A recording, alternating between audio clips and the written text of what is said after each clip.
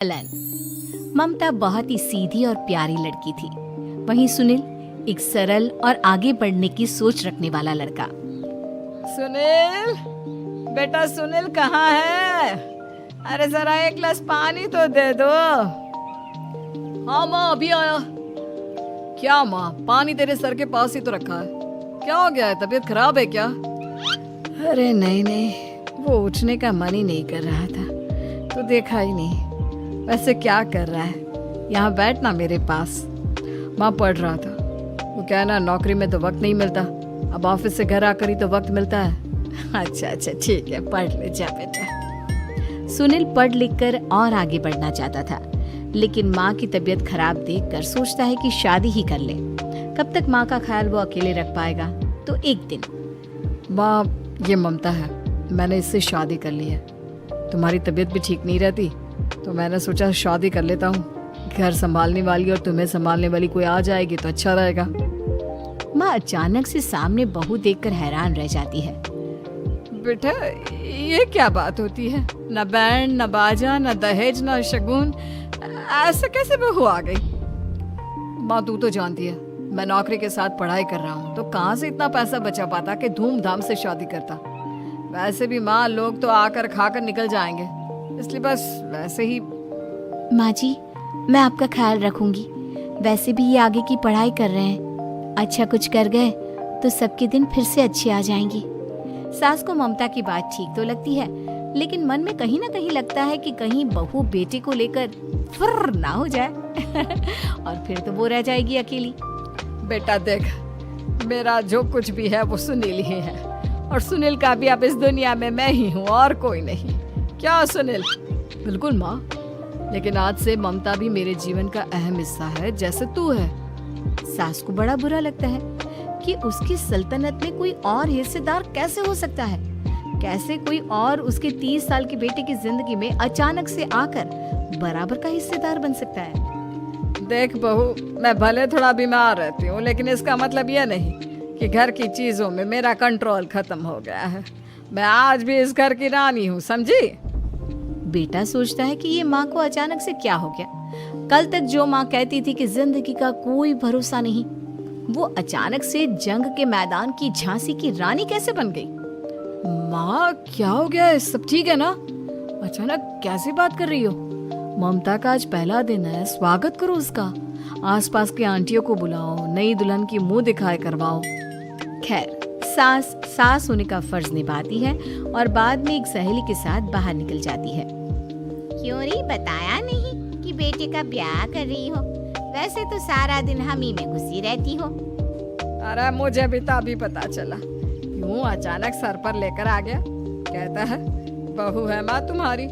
अब इसको भी इतना ही मैं प्यार करता हूँ जितना तुझे करता हूँ। लो जी, ये क्या बात हो गई? क्यों इतना प्यार करता है? अरे माँ का प्यार तो ज्यादा होता है। अब उसको तो कोई दूसरा पति मिल सकता है, लेकिन तुम ही बताओ, क्या माँ की ममता किसी और की हो सकती है? ना जी ना, बेटे को समझाओ ये बात। अरे क्या समझाऊं, मुझे तो खुद ही समझ में नहीं आ रहा कि क्या हो रहा है। जो बेटा कल तक माँ माँ करता था, अचानक से बीवी बीवी का राग आलाप रहा है। देखा, उसकी बीवी ना सुंदर और जवान है। सुंदरता के आगे तो एक से एक नहीं टिके, तो तेरा बेटा किस खेत की मूली है? सास को भी समझ में आ जाता है कि बहू की सुंदरता के आगे माँ का प्यार किसी काम का नहीं। उधर बीवी, ए जी, अम्मा जी सहेलियों को छोड़ने गई थी, अभी तक आई नहीं, हम देख आए क्या? अरे रहने दो ना, आ जाएंगी। कहाँ जाएगी, उनकी आदत है। एक बार जाती है तो पूरी पंचायत खत्म करके ही आती है। अच्छा ही है, खाना वाना खा कर गई होगी। छोड़ो ना, घूमेगी तो खाना पचेगा, नहीं तो ऐसे ही खाट पकड़ लेगी। बहू भी शांत हो जाती है।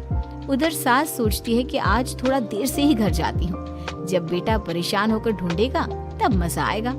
बीवी को खुद ही पता चल जाएगा कि माँ के आगे उसकी दाल नहीं गलेगी। लेकिन वहीं दूसरी ओर घर पर, ए जी, माँ जी अभी भी नहीं आई। हमको तो घबराहट हो रही है कि क्या करें, जाकर पता करें किसी के घर। अच्छा, कहाँ जाओगी ये भी बता दो।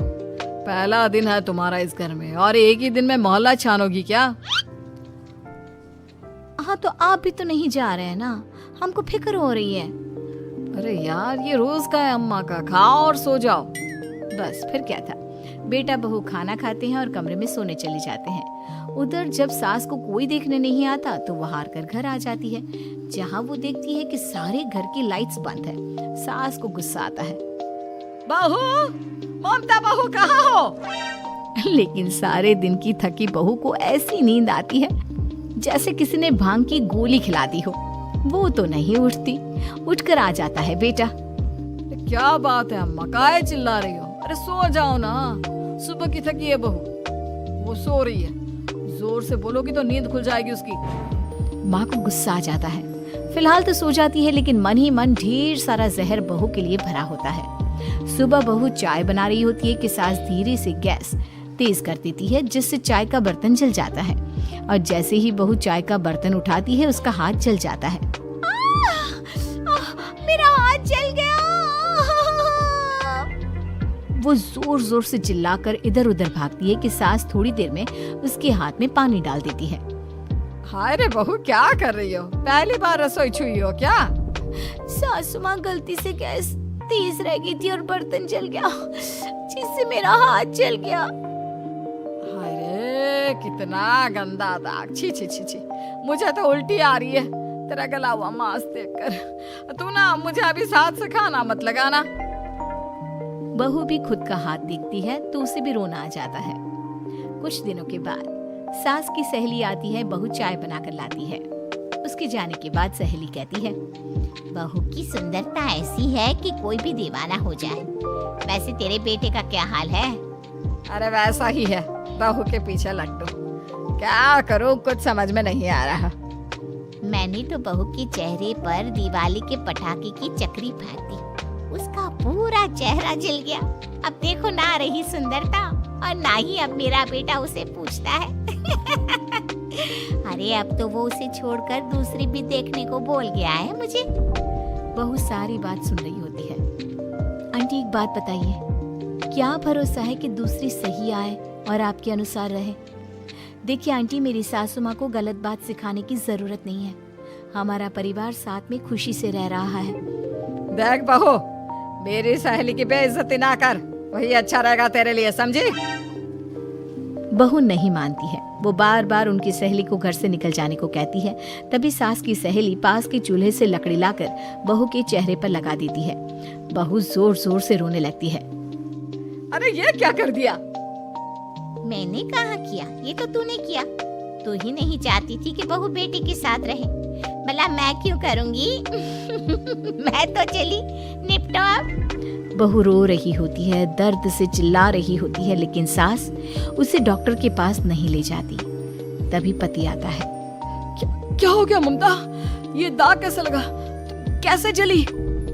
ममता कुछ नहीं कहती, बस दर्द से करा रही होती है। पति माँ की तरफ देखता है। हो ना हो माँ, ये पक्का आपका काम है। आप ही ममता से जला करती थी ना। देखना माँ, अब पुलिस आएगी, केस बनेगा, लेकिन पहले मैं ममता को अस्पताल लेकर जा रहा हूँ। सभी अस्पताल जाते हैं, जहाँ डॉक्टर ममता की सास से कहते हैं, आपने तो नहीं जलाया ना बहू को? अब ममता की सास के तो पसीने छूट रहे होते हैं। वो घबरा कर कहती है, ना ना डॉक्टर साहब, कैसी बात करते हैं? हम क्या जलाएंगे अपनी बहू को? डॉक्टर ममता के पति से पूछते हैं। देखिए, क्योंकि ये ससुराल में जली है तो मामला पुलिस का बनता है, तो आप पहले पुलिस को बुलाइए, तभी इलाज पूरा होगा। सास डर जाती है कि अब तो बच्ची जिंदगी जेल में ही रहना होगा।